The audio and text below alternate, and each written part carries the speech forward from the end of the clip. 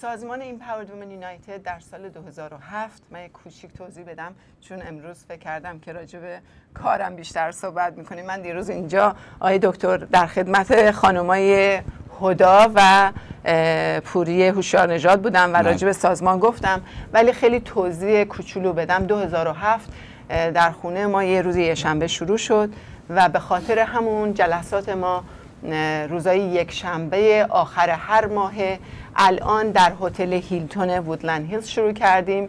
فردا ساعت 1 تا 4 بله. شما میتونید تشریف بیارین، ما اونجا هستیم. یعنی آقایونم اجازه دارن؟ آقایونم بله، آقایونم هستن، تشریف دارن. ما سخنران مرد که داریم، آقایونم قدمشون رو چشم، و سخنران اگر خانم فقط باشه، فقط خب خانم‌ها طبیعتاً به خاطر اسمش دور هم جمع میشیم. ما خانم باهره اردلان و خانم آزیتا شیرازی هم به من پیوستن و ما 3 نفر با صمیمیت زیاد میخوایم که خانمای ایرانی رو به اصطلاح همونجوری که لیاقت دارن، شایستگی دارن، و ما میدونیم که بعد از اینکه همه ایرانی‌ها کوچ کردن اومدن آمریکا، چقدر خانم‌ها متحمل به اصطلاح ناراحتی‌های بالا پایینی‌های داشتن شدن و چقدر خوب بودن، چقدر کمک به اصطلاح همسرشون بودن، و میخوایم این به اصطلاح این اسمای مقدار بیشتر رو بیاد، یه مقدار با هم نتورکینگ بکنیم و تبادل اطلاعات بیشتر. و به خاطر همینم هست که یه سری سخنران داریم، یه 3-4 ساعتی با هم میشینیم، یه نهار میخوریم، جای غیبت نداریم. آقای دکتر شاملو با عرض معذرت بچه‌های من نیست. نه ولی واقعا خانم دکتر این مسئله، همین مسئله تبادل اطلاعات که شما صحبتش کردین خیلی مسئله مهمیه، برای اینکه واقعا مثلا تو این مملکت خب از نظر کامیونیکیشن و اطلاعات موجوده، ولی پیدا کردن این اطلاعات کار سختیه و اینکه این سازمان در واقع یک راهروی هستش برای اشخاص مختلف که بتونن از به قول معروف مشاغل مختلف، تخصصهای مختلف اطلاعات بگیرن و کارهای مختلف رو بجز کار خودشون در جریان باشن. من فکر کنم که هم از نظر افراد خود این سازمان مهمه، هم از نظر افراد جامعه مهمه، برای اینکه خیلی هستن که حتی مثلا من خیلی وقتا هستش که نسل جوانترمون میاد مثلا با من مشورت میکنه که در مورد چه مثلا چیکار بکنم، چیکار نکنم، چه دارم این درس رو میخونم، آینده رو چجوری میبینین شما، چیکار کنید. و من فکر میکنم که اگر من به عنوان یه شخص میام به این نسل جوانمون یه سری اطلاعات میدم، خب اطلاعات من در مورد کار خودم هستش و در مورد تخصص خودم هستش، ولی یک همچین سازمانی خیلی میتونه مثمر ثمر باشه برای این اشخاص و جوانها و حتی کسانی که تازه از کشورهای اروپایی یا از ایران آمدن اینجا، که بتونن اصلا بفهمن که یعنی نبض جامعه دستشون بیاد، ببینن آینده کارشون چجوریه. و من واقعا از شما خانم شیرازی، خانم اردلان، از این تریبون میخوام تشکر بکنم که واقعا وقتتون رو گذاشتید. چون من میدونم این کارهای غیر انتفاعی و مثلا اشخاصی مثل شما یا من که پروفشنال هستن و کار تخصصیشون رو انجام میدن، اون کار تخصصی انقدر احتیاج به تمرکز و وقت داره که واقعا گذاشتن وقت برای این کار اجتماعی من میدونم که بسیار کار مشکلیه و واقعا یه به قول معروف قلب پر از امید برای جامعه میخواد آدم بتونه اینو جلو ببره، وگرنه توی این کارا حداقل از نظر متریالی هیچ استفاده ای نیستش. نه اصلا هیچ من میدونم چون برنامه‌تون دیدم، میدونم چجوریه و وقتی که آدم میذاره فقط برای خوشایند و بهبود جامعه هستش و انشالله تو کارتون موفق باشید. متشکرم. خب بفرمایید که امروز اولا قبل از که وارد بحث علمی امروز بشیم بفرمایید اصلا این پیشینه تحصیلاتی و تاریخی خودتون اگه ممکنه با بینندگان یه در میون بذاریم ببینیم که شما اصلا کجا اومدین؟ چشم. من در دانشگاه ایالتی پورتلند لیسانس بیولوژی گرفتم در سال 1984. خواهش میکنم سنمو یه کمی کلکولیت نکنین، حساب خب شما البته اون موقع فکر کنم مثلا 7-8 سالم بود لیسانسمو گرفتم. در سال 1996 یه وقفه این وسط پیش اومد. 1996 اینجا دانشگاه کلیولند کایروپرکتیک کالج که نزدیک شهر داونتاون لس آنجلسه کایروپرکتر شدم. به مدت زیادی پرکتیس کردم، مریض دیدم. حدود 4 سال پیش به این نتیجه رسیدم که علم کایروپرکتیک با وجودی که بسیار بسیار کمک رسانی داره، ولی شاید یه کمی هم باید یه مقداری در رشته تخصصی جلو برم، چون میدونستم میتونم بیشتر کمک کنم به بینندگان عزیز. حالا فرق نمیکنه، به اصطلاح من میدونم الان دارم با ایرانی‌ها صحبت میکنم، ولی اصولاً به تمام جامعه میتونم کمک بکنم بیشتر و بهتر. بنابراین یه فوق تخصص گرفتم. فوق تخصص هم صحبت این بود که یه مقدار دنبال این فوق تخصص رفتن آقای دکتر یه مقدار سخت بود، وقتگیر بود. ما باید برای اینی که به قول معروف سرتیفای، من فارسیشو نمیدونم، اون دیپلم رو به ما بدن در این فوق تخصص، من 5 تا مریض رو باید در 3 ماه هفته 3 دفعه این مریضا می اومدن و ما روش این کارهایی که بنا بود میکردیم انجام میدادیم. یعنی کار عملی باید در واقع انجام میدادیم در اون فوق تخصص خودتون. بله. و این بعد از این 3 ماه ما این به اصطلاح 5 تا ست تمام توضیحات، تمام اکسریا رو به کسی که این برنامه رو به اصطلاح اختراع کرده بود تحویل دادیم که خوشبختانه بار اول خود ایشون به من پاس رو دادن. بله، خودشون اومدن توی سمیناری که بودیم تبریک بهم گفتن، چون این مقدار این داستانا بک اند فورت داره، میاد میگه اینو اشکال داری، اونو کم میکنی، اونو زیاد میکنی، ولی خوشبختانه با افتخار همون بار اول مدارکی که گرفتن روز قبلش ایشون در سیاتلن. روز قبل اومد مدارک از من گرفتن، روز بعد خودشون اومدن و به من این سرتیفیکیشن رو دادن. این نکته رو من اینجا عرض کنم خدمت بینندگان عزیز. خانم دکتر علاوه بر این مسئله که دارن خدمت شما میگن، یه نکته مهمی که اینجا من باید متذکر بشم اینه که خانم دکتر در تمام طول این دوران کایروپرکتر و دوران فوق تخصصشون بچه داری هم میکردن، یعنی شوهرداری و بچه داری هم داشتن. یعنی واقعا این یکی از اون نکتهایی که برای بینندگان باید واقعا افتخارآمیز باشه برای همه ما که خانم‌های ایرانی با اون مسئولیت سنگینی که از در مورد خانه و خانه‌داری و بچه‌ها و بزرگ کردن بچه اون مسئله دارن، بتونن و تونستن به مدارج عالی علمی هم برسه. این واقعا کار سختی. من خودم میدونم اینو به خاطر اینکه تمام دوران تحصیل خودم در امریکا و نصفی که در ایران بودم، خب منم مزدوج بودم و بچه کوچیکی داشتم و میدونم این کار چقدر سخته و نسل جدید ما، بچه های ما باید این نکته ها رو خوب متوجه باشن. که الان که ما همه چی رو در اختیار اینا میذاریم که فقط درس بخونن و باید واقعا بدونن که ماها با چه تحمل مشکلاتی خانم دکتر واقعا اگه خب شما میتونید خیلی راحت جنرال کایروپرکتیک رو انجام بدین و وارد بازار پرکتیس بشین، ولی این ایده و ایدئالیسمی که آدمو جلو میبره. خب فوق تخصص در چی بود خانم دکتر؟ ما تخصص من که یه به اصطلاح ما از روز اولی که من وارد رادیو تلویزیون شدم گفتیم 30 نفر، هنوزم 30 نفر مونده، چون گفتم یه مقدار مشکله پیگیری کردنش.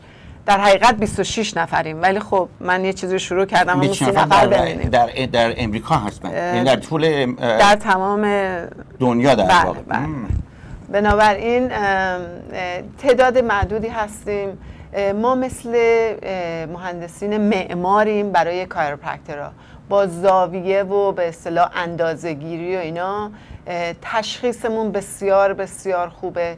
یعنی شما اگر که تشریف بردین پیش دکترای مختلف، ام‌آرآیتون نگاتیو بوده، نمیدونم اکسریتون به چشم اونا چیزی دیده نمیشه، 100% من و امثال من میتونیم تشخیص بدیم که ناراحتیتون چیه و چی کار میتونیم بکنیم براتون که به درمانتون کمک بکنیم. بنابراین آقای دکتر، تشخیص شماره اولیه که به نظر من خیلی میبالم به خاطر این فوق تخصص. و شما میدونین که مغز و نخاع، به اصطلاح من سری میخوام چیزای استفاده کنم که برای بینندگان عزیزم جالب باشه، اینا فرزند زن و شوهرن و اعصاب که از کنارشون میاد بیرون که از نخاع سرچشمه میگیره، اعصابم بچه هاشونن. البته مغز زن و نخاع شوهر. اوکی آقای دکتر گفتن، من حرفی نزدم، یه مقداری حساب می‌بردم، حالا که گفتن قربون شما، خیلی متشکرم آقای دکتر، خیلی ممنون. بینندگان عزیز خودشون قبول کردن. بنابراین این خانواده مثل خانواده مزدوج باید 24 ساعته با هم صحبت بتونن بکنن. بنابراین کاری که من میکنم، چون تشخیص میدم که اشکال چیه، سعی بر اینه که این صحبت رو باز بکنیم و نه تنها من، این چیزی هست که این کاری هست که کاروپرکتورهای عزیز در سراسر دنیا سعیشون بر اینه که این صحبت رو باز بکنن بین مغز و اعصاب و به اصطلاح نخاع.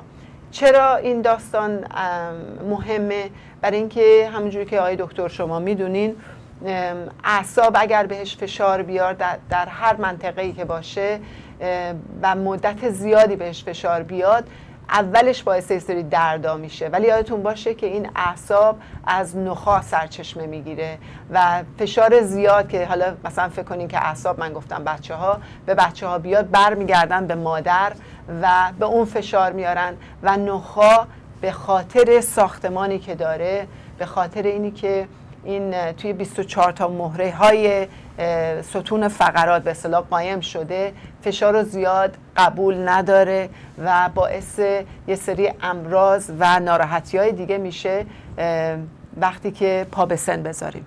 خب در واقع شما میفرمایید که یک در واقع تداوم عصبی هستش بین مغز، نخاع و اعصابی که نخاع میان بیرون و قسمت‌های مختلف میرن و اگر به قسمت نخاعی یا عصبی فشار بیاد، این باعث درد و حتی مزمن شدن این درد میشه. بله. خب اون وقت این مسائل و عللی که ممکنه به این نخاع یا به عصب فشار بیارن چی هستن؟ ستون فقرات، مرسی که این سوال کردی دکتر. خواهش می‌کنم. ستون فقرات یک ساختمانی داره که این ساختمان باید حفظ بشه. متاسفانه به خاطر کارهایی که ما میکنیم، ساختمانی مقداری حالتاش به هم میخوره. شما اگه فکر کنیم ما دو جور به بدن نگاه میکنیم از لحاظ تشخیص به اصطلاح ایکس ری، یکی از کنار نگاه میکنیم، یکی از روبرو. از کنار که نگاه میکنیم یک انحناییایی باید در ستون فقرات باشه، از روبرو که نگاه میکنیم یه دیوار مستقیم باید ببینیم. وقتی این ساختمان به هم میخوره، تمام اون زوایا به هم میخورن، در ضمن این که بینندگان عزیز و شما که من میدونم میدونین، بین این 24 تا مهره‌ای که تکون میخوره، چون بیشتر مهره داریم ولی در یک زمانی یه سریش به هم میچسبن، بین این 24 تا مهره ستون فقرات دیسک نشسته. این دیسکا وقتی که این ساختمان به هم میخوره یا هرنییت میشن یا بالج میشن یا یه تیکش میره لیک میکنه، خیلی اختلالات به وجود میاد. و خلاصه اگه بگم که سرتون رو درد نیارم، اینه که اگر اختلالی برای دیسک به وجود بیاد، این روی عصب میشینه. روی عصب نشستن همانا و درد شروع شدن. خب پس اینجور که من متوجه شدم اینه که ستون فقرات اگه به یه ساختمون بخوایم تشبیه بکنیم، این اسکلت فلزی این ساختمون بسیار حساسه.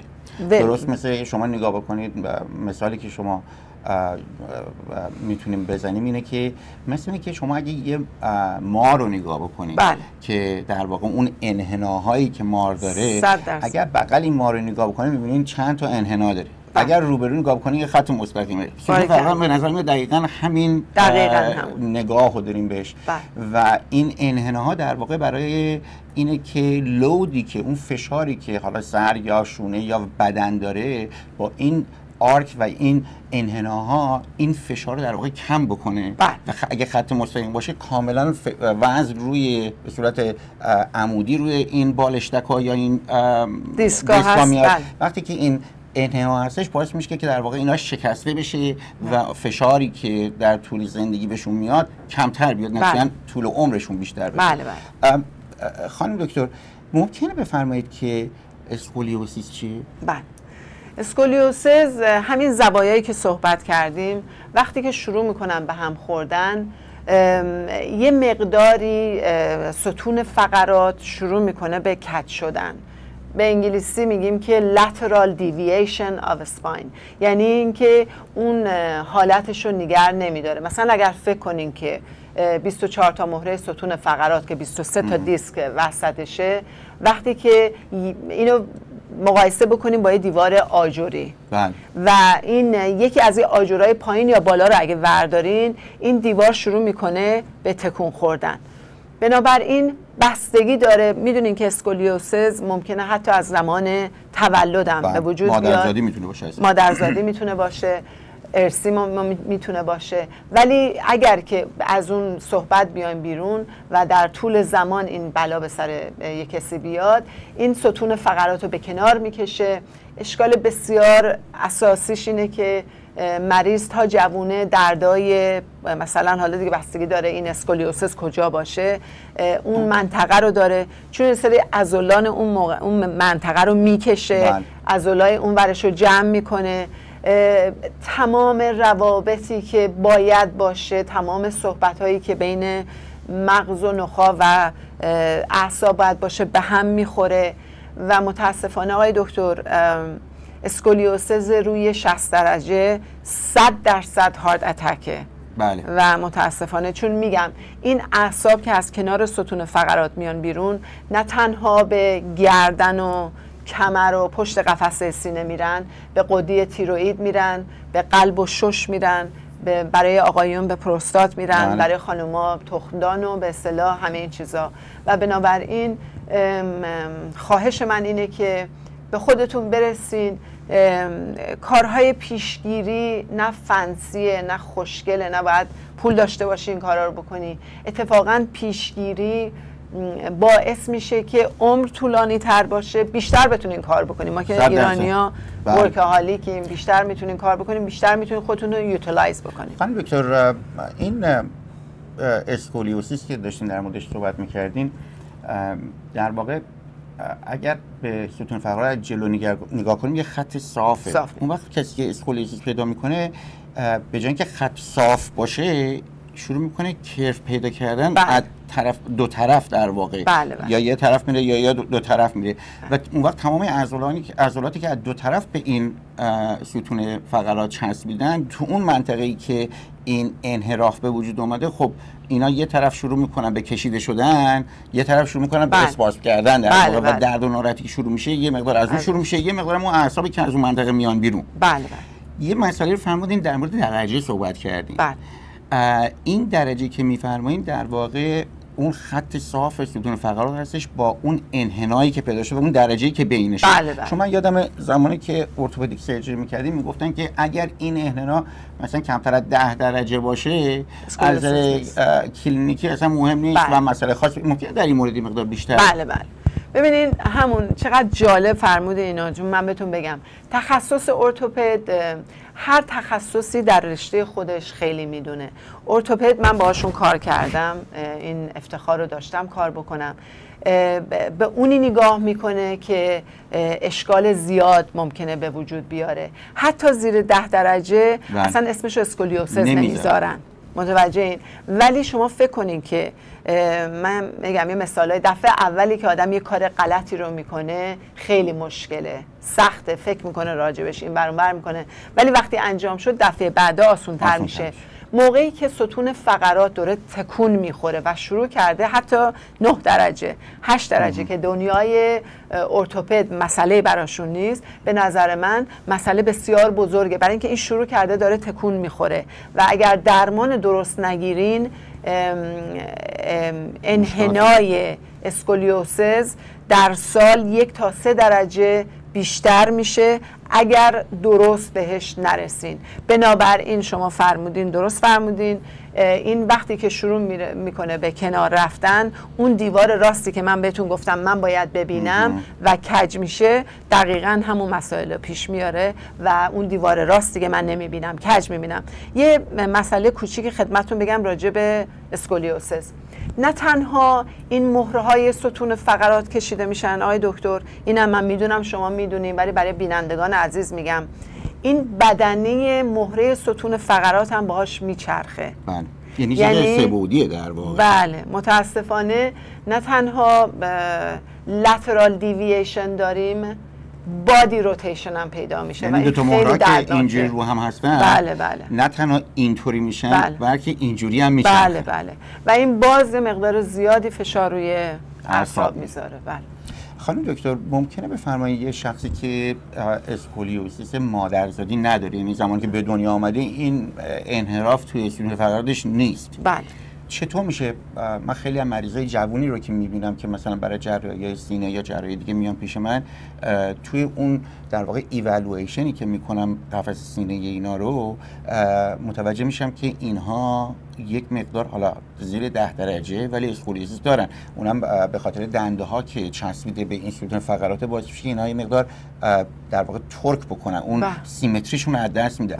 چی میشه که یک کسی که اسکولیوسیس مادرزادی نداره یهو مثلا در سنین مثلا دهه سوم 20 و چند سالگی میبینید که یهو 7-8 درجه در 15 درجه اسکولیوسیس؟ چی میشه که ستون فقرات اینجوری کج میشه؟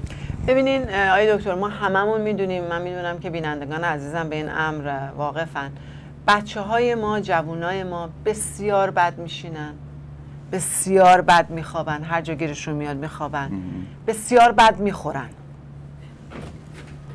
و بنابراین وقتی که تمام این برنامه ها دست به دست هم بده، اون ستون فقرات، البته به این زودی ها چیزی نیست که مثلا امشب بخوابی فردا ستون فقرات جا به جا بشه، ولی در هر صورت وقتی که شما بدن یه ماشینه، وقتی غذای درست بهش نرسه، وقتی که درست باهاش رفتار نشه، و بعضی هم آقای دکتر در به اصطلاح ورزشایی که میکنن، ورزشاشون حالت کامپرسیو اکسرسایز داره، میدوئن میخورن زمین، تمام اینا یعنی یه عامل نیست این باعث این امر میشه، عوامل مختلفه که باعث میشه که این ستون فقرات شروع بکنه به کنار کشیدن و باعث نامیزانی مهره‌ها بشه. یه مقدار خیلی زیادش اینجور که شما میفرمایید یه مقدار پاستچره، یعنی حدیثی که بدن پیدا کرده یواش یواش. حالا این اسکولیوسیس پروگرسیو، یعنی اگر شروع بشه همینجور، اگر درمان نشه و پاستچر درست نشه همینجور ادامه پیدا میکنه، بدتر و بدتر میشه متاسفانه. و یه چیزی آقای دکتر بگم که این آقایونی چون من مریض داشتم، معمولا آقایون اینجوری بیشتر انجام میدن، این جوانای ما که یه وری میشینن اینجوری رانندگی میکنن، اینا بسیار برای پاستچرشون بده و امید اینه که وقتی که پشت فرمون میشینین دو دستی رانندگی کنین. میدونم ما پیرزن پیر مردا برای من میخوان صحبت کنن، خودتون صحبت نکنین خواهش میکنم. آقای دکتر البته جوونن خیلی، ولی من پیرزن به نظرم میاد بهتره که دو دستی به خاطر فوق تخصصی که دارم همون فرمونو برونین، پشت لپتاپتون که میشینین، پشت کامپیوتر که میشینین صاف بشینین. آقای دکتر یه سورپرایز کوچولو اینه که من دارم روی چیزی کار میکنم، روی پاستچر استرپی کار میکنم، داریم پتنتش میکنیم و ایشالله در بازار ایرانی حتما و اولین نفرم به شما تقدیم. خیلی ممنون میشم، چون من واقعا احتیاج دارم، برای اینکه شما خودتون زمانی که من جراحی میکنم همش قسمتی گردنم اینا افتادگی داره و باعث یعنی پاستچر خیلی بدی. خانم دکتر، من میدونم که ویدیوی کوچیکی شما تهیه کردین که در مورد اسکولیوزیس و درمانش و اون تکنیک خاصی که شما به کار میبرین صحبت میشه. اگر موافق باشین این برنامه ویدیویی کوتاه و خدمت بینندگان عرضه کنیم، بعد برگردیم در مورد درمان این درد کمر و پشت و اینا بیشتر صحبت کنیم.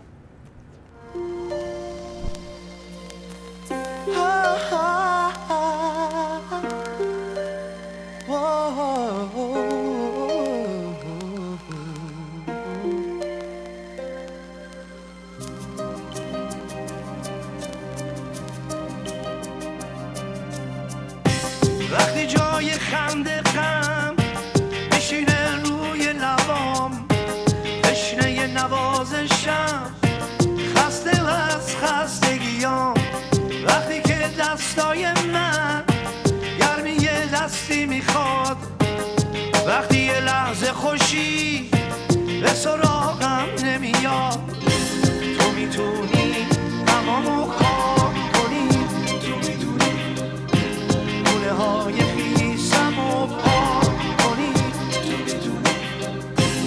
تو میتونی دلم رو شاد کنی، تو میتونی منو از درد و غم آزاد کنی. You can do it, baby. Oh, oh, you are the one for me.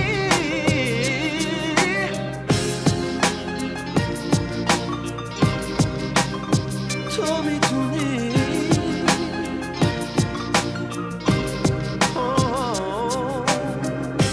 با همیشه عاشقت، تو همیشه عاشقی، تویی که مسبب لذت دقایقی به تن مرده من، تو میتونی جون بدی به رگای خشک من، قطره قطره خون بدی، تو میتونی غمامو خاک کنی، تو میتونی گونه های خیسمو پاک کنی،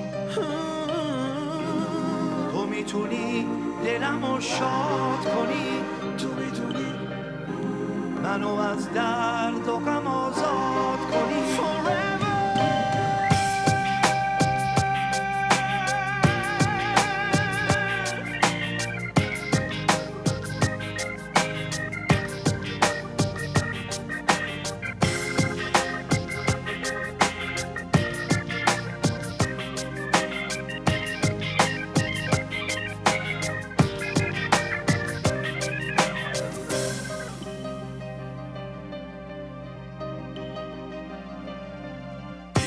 وقتی که شب میرسه آسمون سیاه میشه، غم و غصه تو دلم قده دنیا میشه، وقتی که دستای تو خونمون در میزنه، دل من پشت دیوار از خوشی پر میزنه، تو میتونی غمامو خواب کنی، تو میتونی گونه های خیسم و پاک کنی، تو میتونی، تو میتونی دلم رو شاد کنی، تو میتونی منو از درد و غم آزاد کنی، تو میتونی، تو میتونی تمامو خاک کنی، تو میتونی گونه های خیسم و پاک کنی، تو میتونی، تو میتونی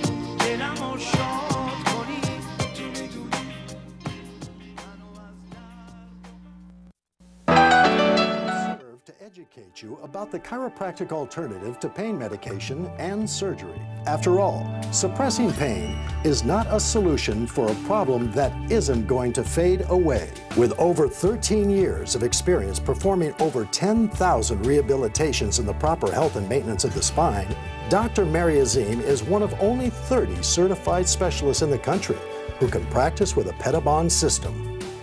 I am Dr. Mary Azim, and I understand the effect that spinal misalignment has on human health. And I'm here to educate and treat those misalignments so you can have a healthy, happy life.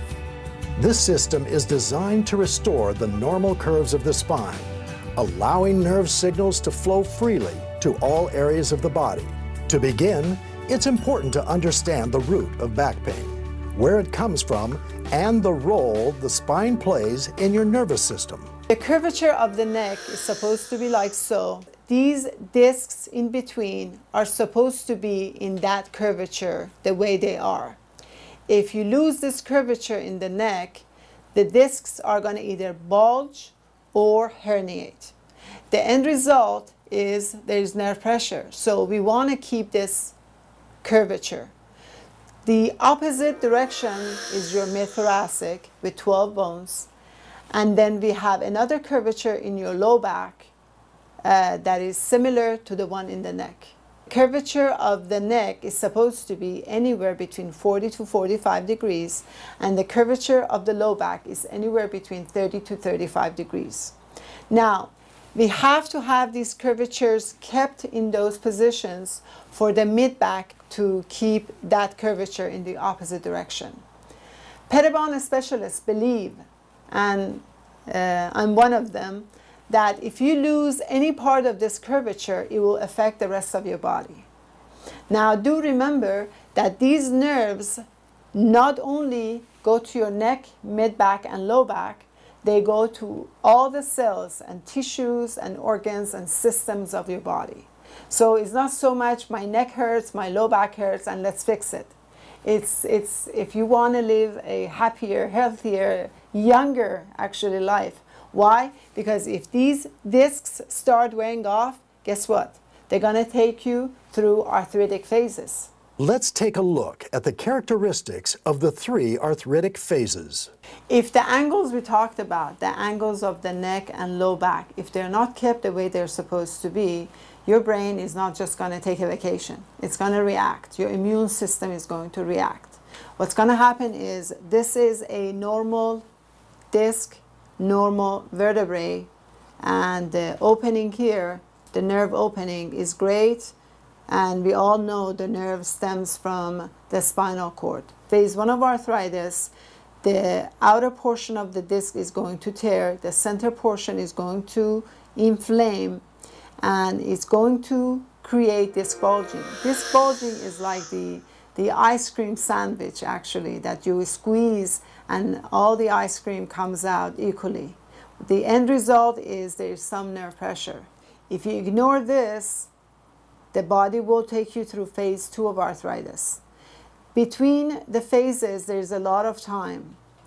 There's a lot of warning signs in between. Acute pains, occasional pains usually starts with phase 1. And then again, you don't take care of it the right way. The body, as I said, will take you through phase 2 of arthritis. What happens, the communication between the brain and the nervous system and the spinal cord slows down. So brain will do its own thing and the nervous system will do its own thing. Brain knows there's trauma in this area. It orders extra bone on top of a perfectly good bone here to start fusing this area because it feels there is something going on. And from here to there is a spinal fusion. This nerve is the same nerve we started with over here. However, this nerve is choking. Now, the end result of this is this nerve, as we said, just like this nerve, goes to every cell, tissue, organ, and system of your body. My job is hopefully to get you here or at the beginning of here and slow you down and stop the arthritic phases. Let's take a look at how Dr. Azim rehabilitates and restructures the spine.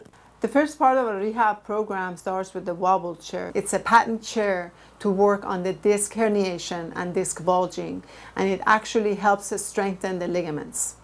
And then we move them over to the thoracic roll. Thoracic roll opens the facet joints of the mid-thoracic, and by doing that, muscles relax, and second of all, those facet joints opening opens the circulation. It helps with the neck and it helps with the low back.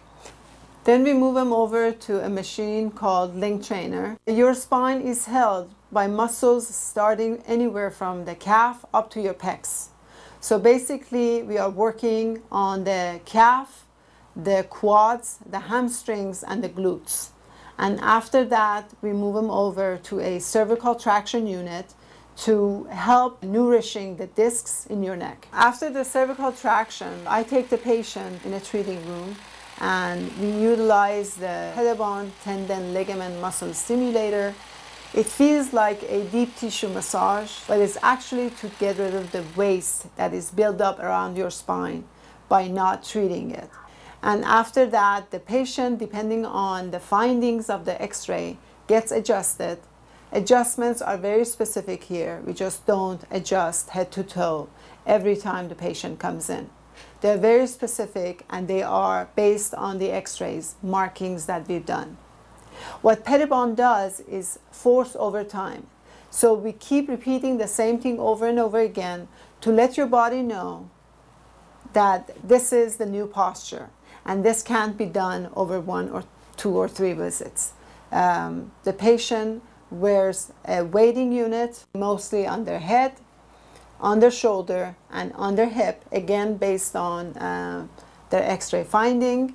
And after they walk around, then we put them on a unit that is called molding. When you put the gelatin in a dish, you can put it in any dish and it will form to that. So basically, the unit for spinal molding is created to mold your spine towards the curvature that it's supposed to be. About 85% of Americans experience back pain by the age of 50. Sports, work, or automobile accident trauma are the leading causes of back pain. If you get into an accident, what's going to happen is it will affect your ligaments, and depending on the impact of the accident, it can actually cause disc herniation and bulging. The unfortunate part is if you do surgery for no good reason, it will affect the spine above and below. So let's say there's a disc herniation or disc bulging and the doctor goes and cuts this out. The underlying cause of that problem is not gone. So basically my plea to you is don't go through surgery and don't make that decision too soon before you try everything and anything before the surgery. After coming to Dr. Mary for, I'm going to say probably a month and a half, she gave me information and helped me with my back and my neck such that I was able to actually get rid of the numbness and tingling in my hands. So I was pretty excited because that is the way I make my living. I came here because I had a low back and hip pain. After several times treatment with Dr. Azim, pain is gone. If complete and permanent pain relief sounds like the path to a healthy, happy lifestyle, then you've come to the right place. Advanced Chiropractic Solutions. Chiropractic with a difference.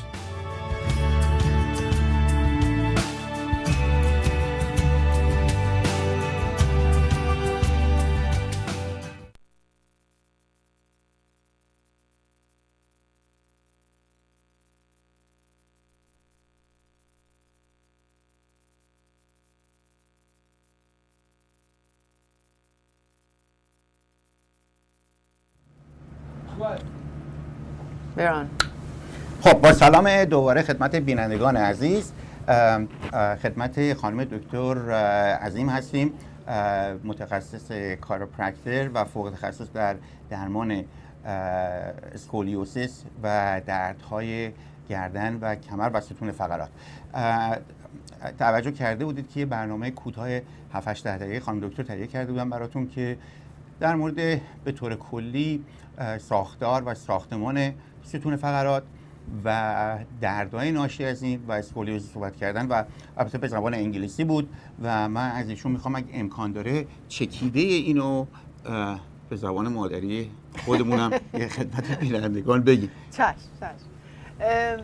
درمان وقتی که شما تشریف میارین و تشخیص داده میشه، درمان اینه که شما یه سری ورزش‌های مخصوص انجام میدین. میخواین تلفن رو بگیرین؟ اتاق فرمان میگیره، شما بفرمایید. اوکی. بنابراین تشریف میارین، ما یه سری ورزش‌های مخصوص که برای دیسک و لیگمنت انجام میدیم. سلام عرض کردم خدمت دکتر شاملو و خانم دکتر عظیم هستیم. بفرمایید. بله. من از خانم دکتر این سوال دارم که من پوکی و استخوان دارم، قسمت کمر به پایین به رونها و گردنم هم موقعی که گردنم این برانور میکنم صدا میکنه و از لحاظ گردنم خیلی اشکال دارم. این پوکی استخوان توضیح بدم من چه باید بکنم با این شماره 4 که میگن خیلی زیاده. متشکرم میشم. در ضمن توضیحاتی که الان دارید به انگلیسی همطوری که داشتید میفرمودید توضیح بدین من روشن بشم. خانم ببخشید یه سوال کوچیک ازتون، اولا چند سالتونه شما؟ من 55 سالمه. بعد بفرمایید ببینم که مناپاز شدید یا هنوز؟ بله. چند ساله؟ بله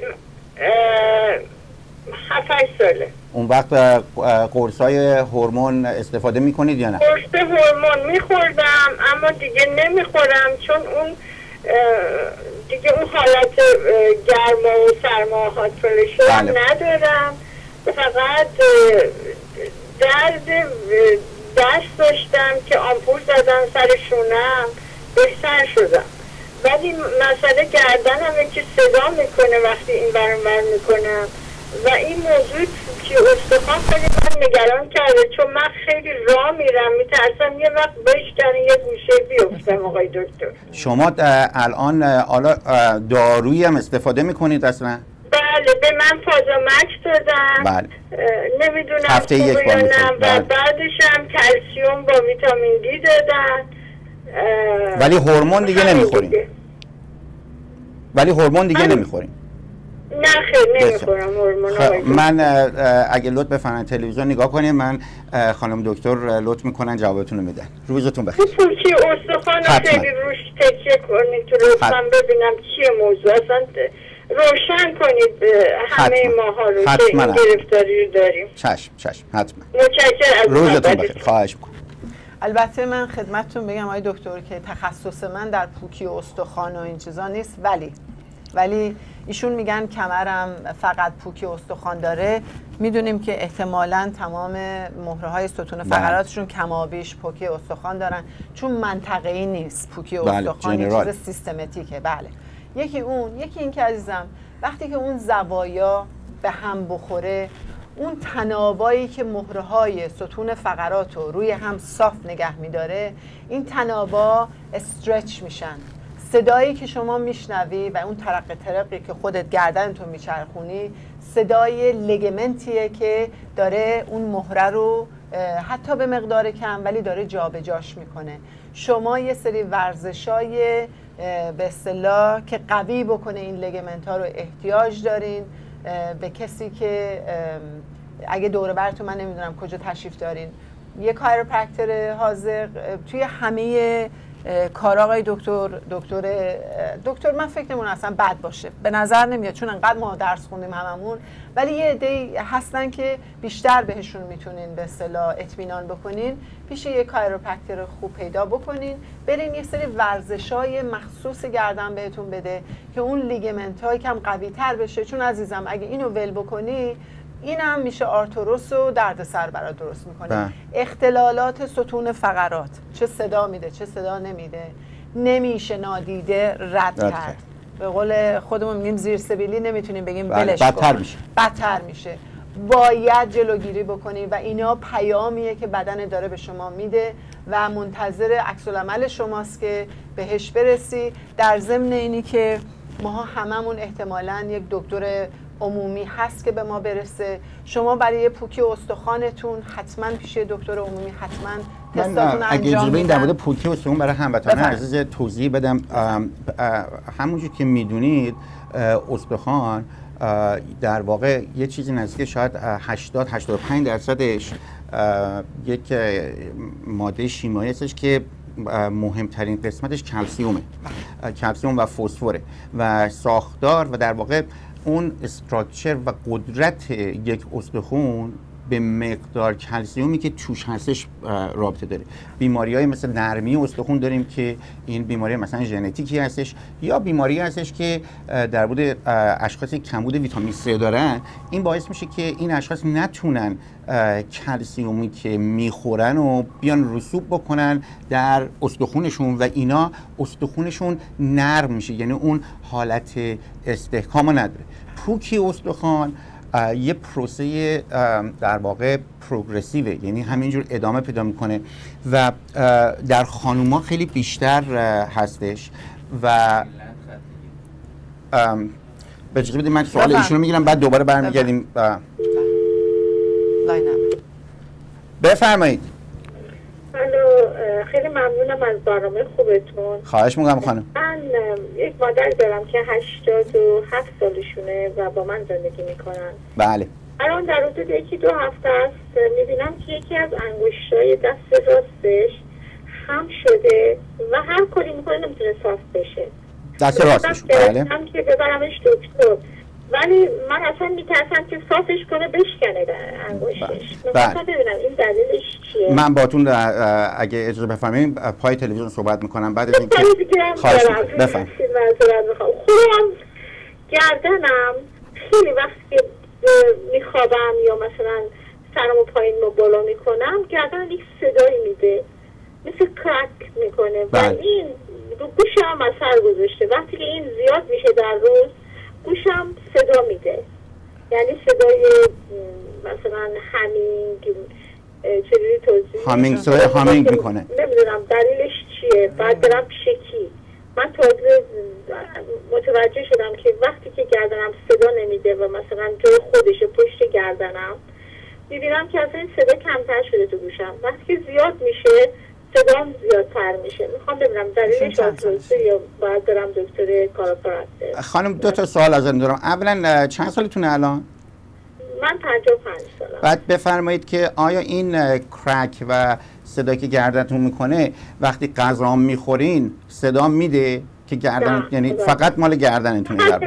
من فکر میکنم آخه من خیلی واقعا تو زندگی خیلی کار کردم، یا مدرسه بودم یا سر کار بودم یا از مادرم تکیه کردم. یعنی این غربت از 20 سالگی که اومدم اینجا همیشه تو این یعنی هیچ وقت آزادی راحتی نداشتم. همیشه نشسته رو لب خوابم میبرده و حتی مثلا دختر کوچیکم دارم گفت من نمیدونم این چجوری تو گردنت که میشکنه. مثلا میشتم یه تلویزیون شب ببینم مثلا 10 شب یا 2 شب یعنی از حال رفتم، ولی که از ساعت 6 صبح همینجوری من یا کلاس مدرسه میرفتم یا کار خودم بیزنس خودم رو داشتم یا مادرم رو باید بوده میبردم دکتر یا باید بوده ببرمش خرید، تمام کاراش برده من بوده. من تنها دخترم، میدونین ایرانی هم که همه گرفته. بله همه برای دختر ها هستش.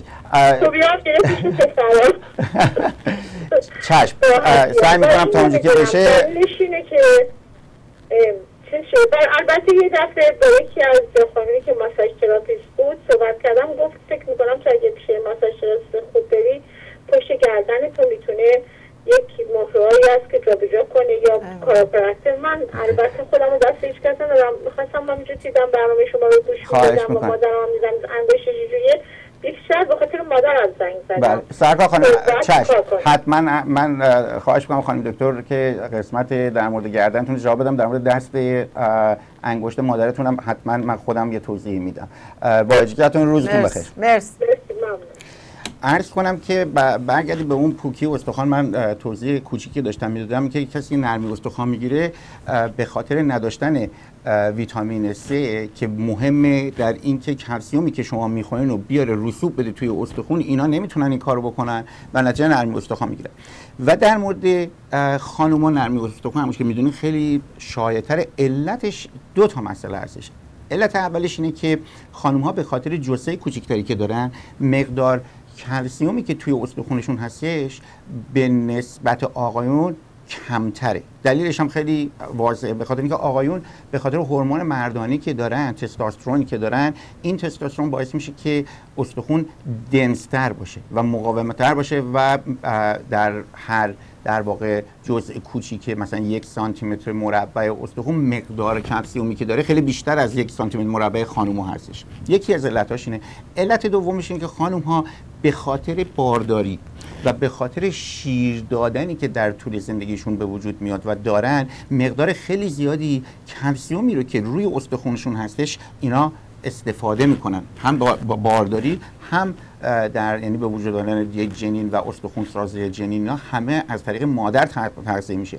و مسئله دوم مسئله استروژنه که هورمون زنانه خانم‌ها هستش و هورمون زنانه خانم‌ها بسیار نقش اساسی و مهمی در نگهداری مقدار کلسیم استخوان داره و متاسفانه وقتی که خانم‌ها به دوره یائسگی میرسن و این هورمونا رو از دست میدن، یکی اولین چیزایی که پیش میاد اینه که اون مکانیزمی که شما وقتی کلسیم میخورید و جذب میکنی این کلسیم و این کلسیم باید بره روی استخوان در واقع تهنشین بشه و رسوب بکنه، این مختل میشه و این استروژن لازمه که این کار انجام بشه و به خاطر همینه که از اون اول که خانم‌ها مقدار کمتری کلسیم اصلا دارن تو استخونشون و بارداری و شیردهی هم که اضافه بر اون میشه و بعد زمانی که یائسگی به وجود میاد مقدار کلسیمی که حتی میخورن نمیتونن استفاده بکنن، نتیجهش میشه که استخواناشون شروع میکنه یواش یواش دنسیتی از دست دادن و مقاومت از دست دادن و پوک شدن. همین پوکی استخوانی که معمول، البته همونجور که شما فرمودین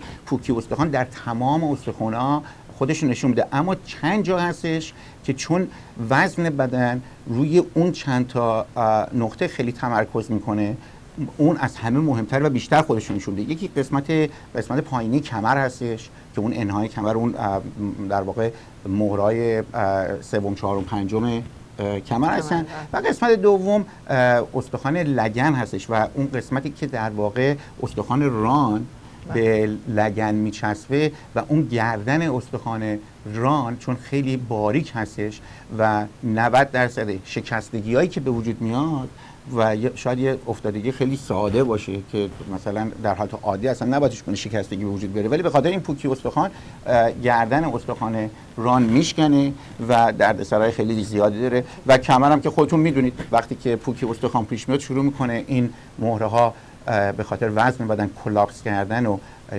فاصله بین مهرها کوچیک شدن و تمام اون داستانه که به اعصاب فشار میاد و این مسائل خب ادامه پیدا میکنه.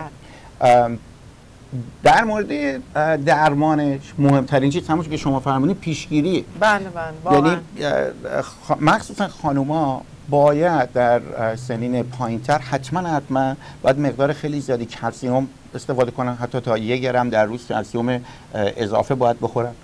شیر و موادی که این مواد عالی فسفر و کلسیم داره خب خیلی مهمه.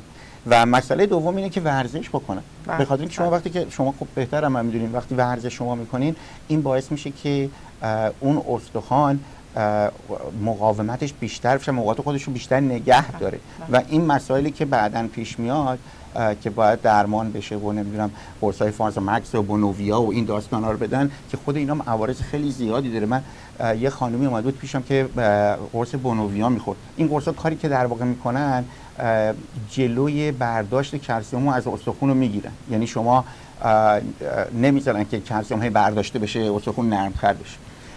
این خانم آمده بود و شکایت میکرد، در چیز هیستوریش به من میگفت پادرد گرفته بود، یعنی قسمت رون پاش، خارجی رون پاش درد شدیدی میکرد و میگفت من اینجا دست اصلا نمیتونم بهش بزنم اینقدر درد میکنه. و هرچی من ایشونو معاینه کردم چیز خاصی نه مسئله نخاعی داشتن نه مسئله سیاتیکی داشتن، هیچ مسئله نداشتن، خود ارزولا مسئله نداشت و تو تاریخچه‌شون فهمیدم که ایشون از این قرصه بونوویا یا همین فازامکس از این نوع چون اینا همه یه گروه هم میخوره و بهشون گفتم که اینو استاپ کنم و نخورم و در عرض 1-2 هفته دردشون که دردی که حدود مثلا 1 سال 1 سال و نیم شاید بیشتر از 20 تا دکتر متخصص مختلف دیده بودن درد شبیه. خب اینا عوارض مختلفه. خب دکتر در مورد سوالی که هر دو بیننده از این کرک و اینکه گردنش ممکنه یه توضیح کوچیک بفرمایید براشون؟ همونجوری که قبلا گفتم گفتم ساختمان بدن وقتی عوض میشه اون کشایی که من بهش میگم کش یا لیگمنت که این مهره ها رو روی هم نشوندن که به همون ترتیب صاف یا منحنی از کنار دیده میشه باشن روی هم، اینا کش میان، اختلالاتی در دیسک به وجود میاره و این کشاست که شما گردنتون رو جابجا میکنین، کمرتون رو جابجا میکنین، صدا میده. در ضمن یه چیزی خواهشی دارم از بینندگان عزیز اینه که من خیلی شنیدم مریض اومده گفته من گردنم رو اینجوری میکنم صدا میده، اینجوری میکنم تق تق صدا میده و خیلی هم زود راحت میشم. نکنین این کارو، اینا صدمه شما اگر بنا بود آقای دکتر بله. ما خودمون رو میتونستیم اجاست بکنیم، ما همه درس میرفتیم بله. بخونیم. بنابراین شما دارین قسمت هایی که داره خودش تکون میخوره تکونش میدین. برای همینه به یک کاروپرکتر حاذق احتیاج دارین که در خدمتون باشه.